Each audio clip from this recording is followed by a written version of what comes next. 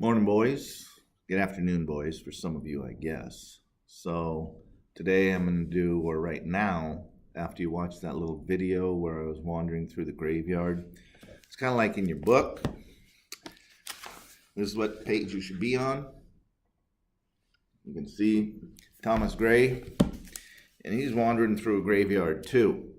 And romantically, he starts wondering about the people who are buried here because, that's just what a romantic would do, what their lives were like, etc., etc. So I'm going to actually read off this because I got some things highlighted and talk to you a little bit about the poem and hopefully help you to answer the questions that you have to answer.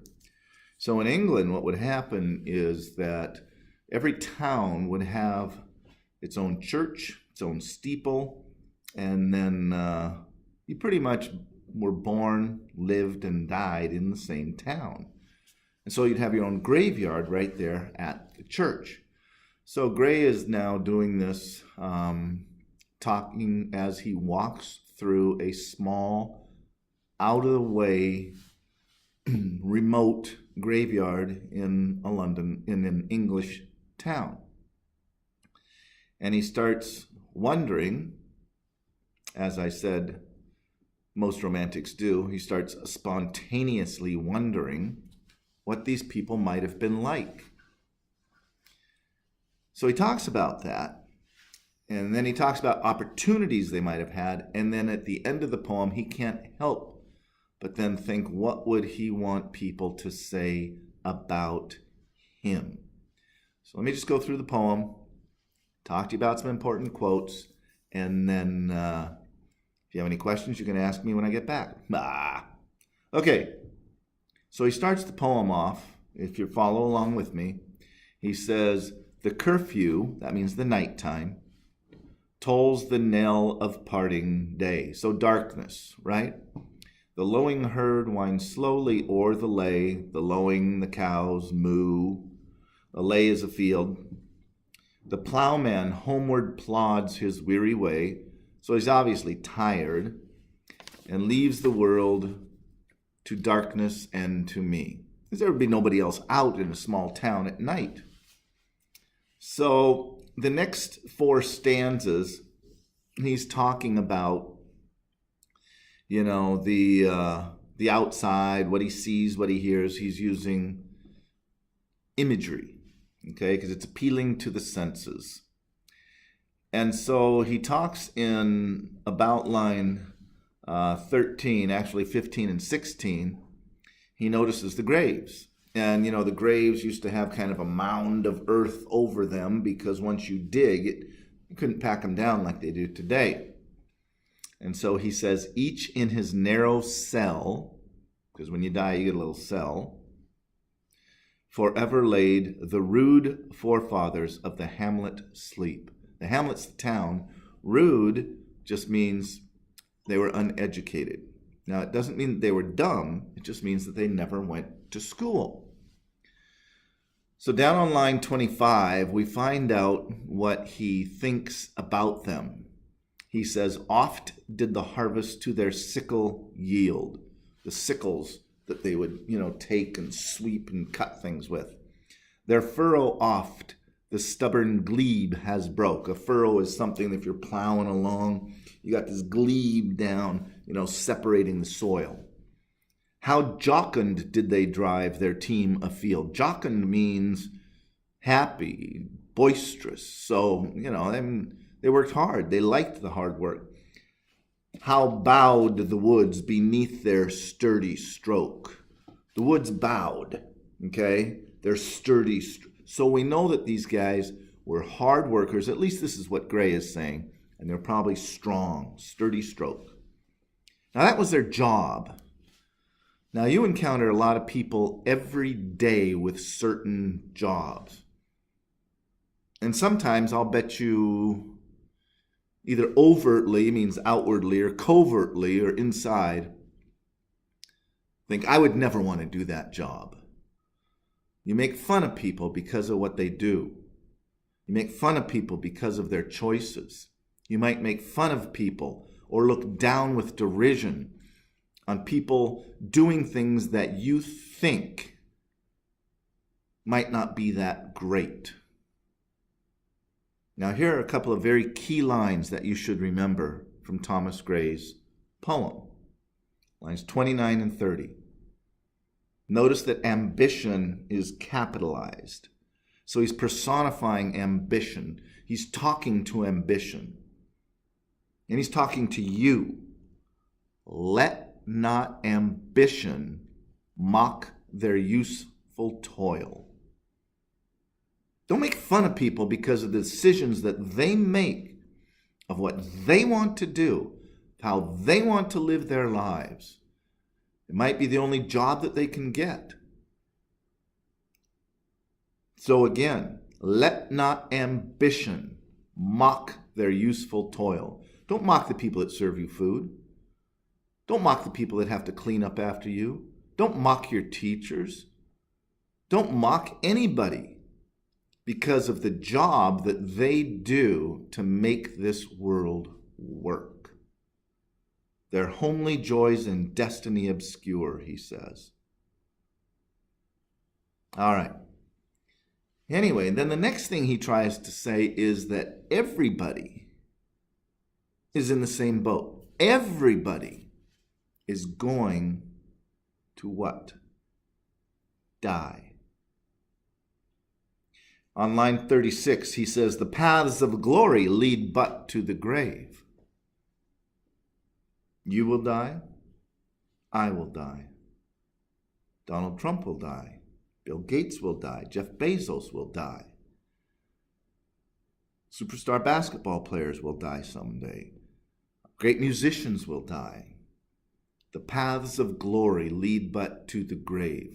All humans are inherently equal. That's what he's trying to say. And sometimes it's just the opportunity that you have. So anyway, and then on line 41, looking around this graveyard where everything's, you got these little gravestones fallen over, barely spelled correctly. He says on line 41 and 42, can storied urn or animated bust? An urn, is where you keep ashes. So if you have a gold urn, still dead ashes in there. As opposed to if you have a little clay Play-Doh urn, still dead ashes.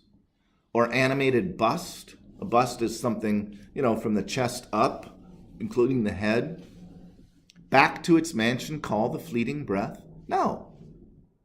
Because when you're dead, you're dead.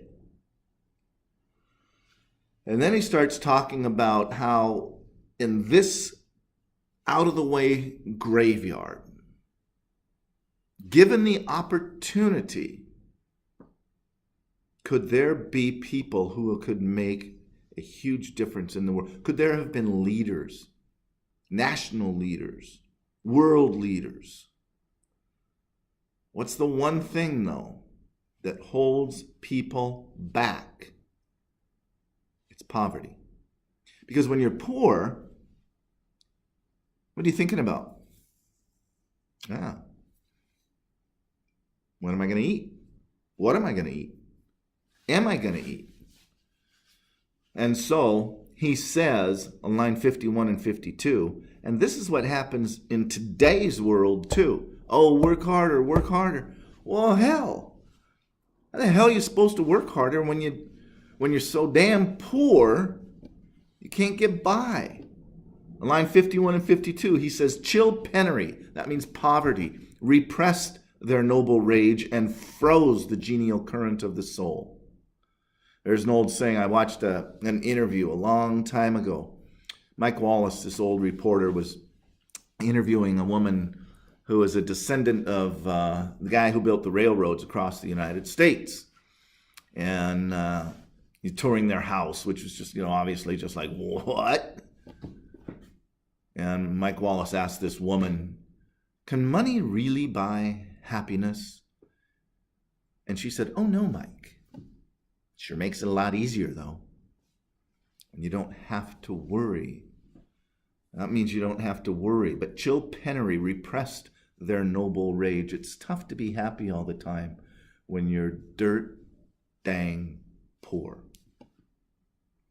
However, who knows? This is why I tell you, take advantage of the opportunities presented to you. If you don't try something, how do you know what's inside you? But maybe, Gray says, if you look at lines 53 and 54, he says, full many a gem of purest ray serene, the dark unfathomed depths of ocean bear. Buried deep in the ocean are probably jewels, diamonds, whatever, glorious things waiting to be found. Who knows what sits inside of you, waiting to be found? What gems, what glories are in there, waiting to be found? Try things, do things, take advantage of your opportunities. You never know. Why are these poorest people who will never leave their town, born, lived, die, get up, work your ass off, come home, eat with your family, go to sleep, get up, work your ass off, etc., etc. Why are they still maybe better off than us in the city? How was your commute this morning to school? What's it going to be like going home? You got college to think about. You know, you got your technology. You got all this, road rage, okay? The rat race, they call it. Here, there, I got to buy this, I got to buy that, I got to do this. On line 73 and 74, Gray says that these people who live out in the whatever, in a small town far away, they're better off than you, better off than me. Because on line 73 and 74, he says, far from the madding crowd. We are the madding crowd in the city, trying to get here, there, everywhere, traffic jams, whatever. Far from the madding crowd's ignoble strife. That means not noble. Strife means problems. All these things we have to worry about living in a big city. Far from the madding crowd's ignoble strife, their sober wishes. Sober just means calm. Their sober wishes never learned to stray. What did they have to worry about? They had to worry about waking up. They had to worry about having breakfast, probably at the crack of dawn. They had to worry about going to work in their fields, in their forests. They had to worry about coming home to their family, their children, their wife, having dinner, going to sleep. Taxes? Rat race? The filth and degradation and problems in London? They were in charge of their lives. Far from the madding crowd's ignoble strife, their sober wishes never learned to stray. Now I'm going to go back. So therefore, let not ambition mock their useful toil. All right? All right. Let's finish this up now. So as we move towards the end, on line 93 to 96, here's where Gray says, wandering around, for thee, he means himself, who mindful of the unhonored dead, of these people in this little country graveyard, dost in these lines, in this poem, their artless tale relate, their simple tale. If chance by lonely contemplation led, some kindred spirit shall inquire thy fate. What if some kindred spirit, some guy is walking along sometime, sees a gravestone, says, who is Thomas Gray? Who is this Mr. Walters here? You know? Who is this somebody who walks by my mother's marker? Says, who is this Doris Marie Enoch Walters? Who is she like? Born 1928, died 1985. I'm older than she was. If she ever got to be. Anyway, so then he writes his own epitaph at the end. So let's look at that. Go down to the epitaph. We can kind of skip everything else in there. So the epitaph. Ready? Follow along. Look at it. He says, here rests his head upon the lap of earth. Obviously, he's laying down. He's in his grave. A youth to fortune and to fame unknown. Wasn't famous. He wasn't rich. Fair science frowned not on his humble birth. So his life was okay. He was born fairly healthy. And melancholy marked him for her own. Melancholy is always kind of like, how can I describe melancholy? Like Eeyore. Oh, it's always kind of like, oh, man. Kind of like, not sad, but just kind of like, oh, man. Probably a little depressed by all the crap he saw going on around him in London. Large was his bounty. Friendly, gave things away, and his soul sincere. Good man inside. Heaven did a recompense as largely send. Heaven sent a good man. He gave to misery all he had, a tear. The miserable people around him, he didn't have money to help them out, but he would shed a tear for them. He would empathize with them. He would understand their suffering. He gained from heaven, 'twas all he wished, a friend. Religious? Kinda. No farther seek his merits to disclose. So don't look into, well, what else did he do? And when you die, you die. Let sleeping dogs lie. Don't dig into people when they die. He says, or draw his frailties from their dread abode. Don't look into his weaknesses. What was wrong with this guy? Now that he's dead, let's find out about him. Nah. Life's too precious. Move on. Remember. I remember my mother. I loved her a lot. I remember my godmother, my grandparents. But I don't dwell on them. Think about them. Can't help but do that. Line 127, he says, there they alike, the good and the bad that you were in life, in trembling hope repose in the bosom of his Father and his God. He's in heaven. He's a good man. This is what Thomas Gray wants people to think about him. Okay? It's a little saddish, but he was a good man, a good heart, a good soul. He cared about the less fortunate. He believed in God. Yeah. Decent man. And from there, just let it go. Let it go. So anyway, that's Elegy Written in the Country Churchyard by Thomas Gray. Okay? So now you should be able to go back through and answer all the questions that I set up for you there.